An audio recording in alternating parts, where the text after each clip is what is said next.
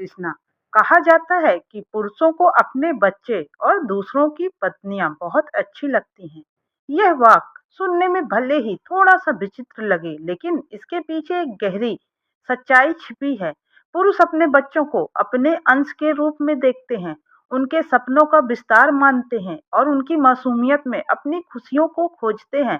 बच्चे उनके भविष्य का प्रतिबिंब होते हैं, इसलिए उनसे अगाध प्रेम करते हैं। दूसरी ओर जब वे दूसरों की पत्नियों को देखते हैं तो उन्हें उनमें एक अलग ही आकर्षण दिखाई देता है।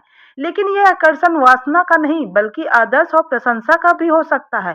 उन्हें दूसरों की पत्नियों में वह परिपूर्णता दिखती है जो शायद वे अपने घर में खोजने के लिए खोजते हैं। लेकिन तुलना की इस दौड़ में यह भूल जाते हैं कि हर रिश्ता अपनी विशेषताओं के साथ आता है। यह कहानी पुरुषों के इसी मनोवैज्ञानिकता को गहराई से समझाने की एक कोशिश है।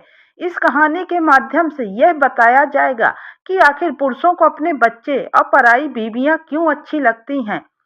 अपने बच्चे से अगाध प्रेम के बावजूद वे दूसरों की पत्नियों में कौन सी खूबी देखते हैं और कैसे यह तुलना उन्हें अपने रिश्तों की सुंदरता को देखने से वंचित कर देती है। कैसे यह तुलना की भावना एक पति पत्नी के रिश्ते में करवाहट ला देती है। आज इस कहानी के माध्यम से मैं आपको यह बताने जा रही हूँ। राघव एक सफल व्यवसायी था जिसके पास धन, नाम और प्रतिष्ठा की कोई कमी नहीं थी। उसकी पत्नी सुमन बेहद सुंदर और समझदार थी और उनका 8 साल का बेटा आरव उनकी दुनिया का एक केंद्र था। राघव अपने बेटे से बहुत प्रेम करता था। उसकी हंसी में राघव अपनी खुशियां ढूंढता, उसकी मासूमियत में अपने बचपन की झलक पाता और उसकी नटखट बातों में जीवन की ताजगी महसूस करता। वह अपने बच्चे को हंसता खेलता देखकर बस उसी में खो जाता। आरव और राघव का रिश्ता दोस्त जैसा था। वे साथ में क्रिकेट खेलते, कहानियां सुनते, आइसक्रीम खाने जाते और रात में साथ सोते हुए एक दूसरे से दिन भर की बातें करते। राघव आरव की यह छोटी छोटी जरूरत का ख्याल रखता। उसे लगता कि उसके बेटे में उसका बचपन जीवित है और वह चाहता था कि आरव की हर खुशी पूरी हो। राघव जब भी थक कर घर आता और दौड़ते हुए उसके पास आता और कहता, पापा आज हम सुपर हीरो बनेंगे। राघव हंसते हुए उसके साथ खेलने लगता। कभी कभी वह जानबूझकर हार जाता ताकि आरव खुश हो सके। उसकी दुनिया आरव की मुस्कान में सिमटी थी। एक रात जब आरव बीमार पड़ा तो राघव ने पूरी रात उसके पास बैठकर उसकी देखभाल की। उसने डॉक्टर को घर बुलाया और जब तक चैन से नहीं बैठा तब तक कि आरव की तबीयत ठीक नहीं हो गई। सुमन ने प्यार से कहा, तुम्हारा प्यार ही उसकी सबसे बड़ी दवा है राघव। राघव ने मुस्कुराते हुए आरव के माथे को चूमा और बोला, यह मेरा अंश है, अगर इसे कुछ हुआ तो मैं तो टूट जाऊंगा। वहीं दूसरी ओर राघव अपने दोस्त की पत्नी निहारिका की अक्सर सराहना करता। उसे लगता कि निहारिका बेहद सुलझी, एक अट्रैक्टिव पत्नी है। वह देखने में बहुत ही सुंदर थी। वह हमेशा सुमन से कहता, तुम निहारिका की तरह क्यों नहीं रहती? तुम्हें भी निहारिका से कुछ सीखना चाहिए। वो कितनी समझदार, हमेशा मुस्कुराती रहती है, देखने में भी कितनी सुंदर लगती है और जब देखो वह मेंटेन रहती है और अपने पति का कितना ख्याल रखती है। सुमन ने शांत स्वर में जवाब दिया, हर इंसान की अपनी क्वालिटी होती है राघव, हमें दूसरों से अपनी तुलना कभी नहीं करनी चाहिए। हमें हमेशा दूसरों में अच्छाई दिखाई देती है, लेकिन अपने पास मौजूद खुशियों को भी समझना चाहिए। हम दूसरों का केवल अच्छा पहलू ही देखते हैं, बाकी दूसरा पहलू हम नहीं देख पाते हैं।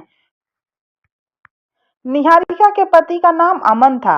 अमन एक सॉफ्टवेयर इंजीनियर था। उसका काम अक्सर देर रात तक चलता था। निहारिका को यह बिल्कुल पसंद नहीं था।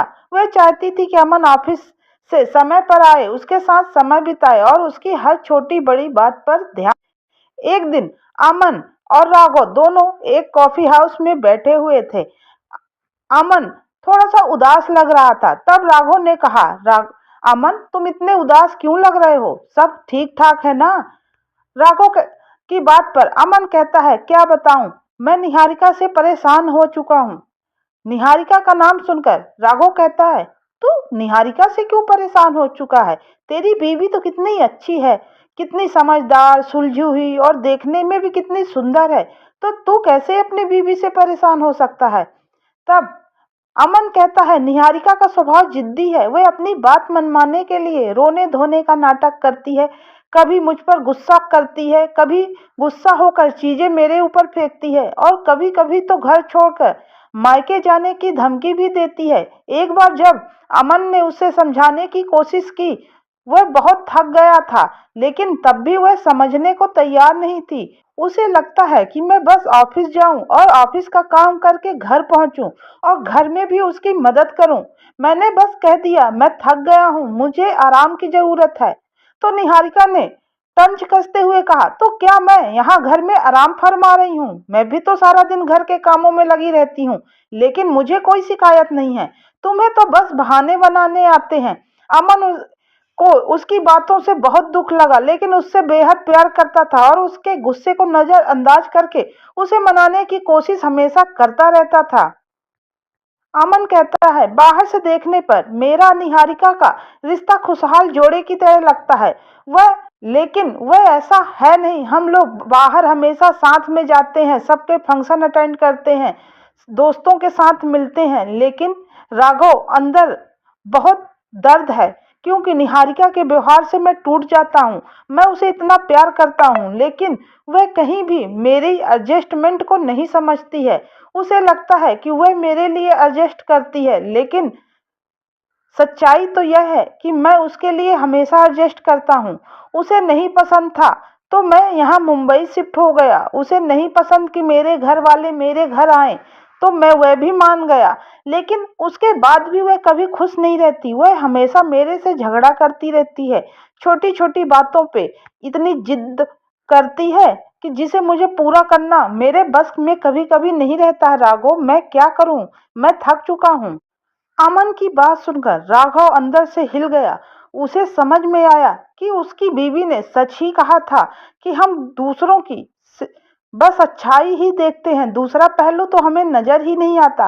अब राघव को धीरे धीरे अपनी सोच बदलने का फैसला करना पड़ा। उसने मन ही मन सोच लिया कि वह अब कभी भी अपनी बीवी की तुलना दूसरों से नहीं करेगा, क्योंकि सुमन ने राघव के लिए हर वो चीज छोड़ दी जो राघव को पसंद नहीं था। उसने वही पहना, वही किया जो राघव को पसंद था, और उसके बाद भी राघव हमेशा दूसरों की पत्नियों से सुमन की तुलना करता था। अब राघव को अपनी गलती पर पछतावा होने लग गया। उसने सुमन के त्याग और समर्पण को महसूस किया और उसके प्रति अपने प्यार को अभिव्यक्त करना शुरू किया। एक दिन राघव ने सुमन से कहा, मैंने हमेशा तुम्हें दूसरों से तुलना करके देखा, लेकिन आज मैं तुम्हें तुम्हारी नजरों से देखना चाहता हूँ। सुमन की आंखों में खुशी के आंसू आ गए। उसने मुस्कुराते हुए कहा, यही तो मैं हमेशा चाहती थी राघव, आपसे। इतने सालों बाद आपने ये कहा। आज मुझे अपने जीवन का सबसे बड़ा तोहफा मिल गया। राघव ने महसूस किया कि खुशी बाहर नहीं बल्कि उसके अपने घर में ही थी। वह सिर्फ अपनी नजरों को बदलने की देर थी। इंसान अक्सर दूसरों की जिंदगियों को आदर्श मानकर अपनी खुशियों को नजरअंदाज कर देता है, लेकिन सच्चाई यह है कि खुशी बाहर नहीं बल्कि हमारे अपने नजरिए में होती है। अगर हम अपनी नजरों को बदल लें तो हमें अपने पास मौजूद रिश्तों में ही परिपूर्णता नजर आने लगेगी। राघव ने अपनी सोच को बदला और उसके घर में खुशियों का आगमन हुआ। उसने समझ लिया कि जो उसके पास है वही सबसे कीमती है। दूसरों की जिंदगी में अच्छाई देखने से पहले अपने पास मौजूद खुशियों को पहचानना ही सच्चा सुख है। तो दोस्तों, यह कहानी आपको कैसी लगी? यह कहावत आपको कैसी लगी कि दूसरों के पत्नियां और अपने बच्चे ही पुरुष को क्यों अच्छे लगते हैं? क्योंकि पुरुष हमेशा एक पहलू ही देखते हैं, दूसरा पहलू उन्हें नहीं दिखता है। अपने बच्चों में तो वह अपना अंश देखते हैं, लेकिन बीवी में वह चाहते हैं कि बीवी एकदम सीधी साधी, जो वह कहे बस वही सुने। लेकिन ऐसा न होने पर उन्हें यह लगता है कि दूसरे की पत्नियां ज्यादा अच्छी हैं क्योंकि वह ज्यादा खुश है, लेकिन उनके अंदर क्या चल रहा है यह उन्हें नहीं पता। इसलिए कभी कभी यह गलतफहमी उनके अंदर हो जाती है। लेकिन अगर दिल से अगर वह उस चीज को समझें तो उनकी पत्नियां ही सबसे अच्छी पत्नियां हैं। दूसरों की पत्नियों में वह अच्छाई खोजने की कोशिश ना करें। तो यह वीडियो कैसा लगा कमेंट्स करके जरूर बताइए। वीडियो को लाइक और सब्सक्राइब करना बिल्कुल ना भूलें। अब हम मिलते हैं अगले वीडियो के साथ, तब तक के लिए जय श्री कृष्णा।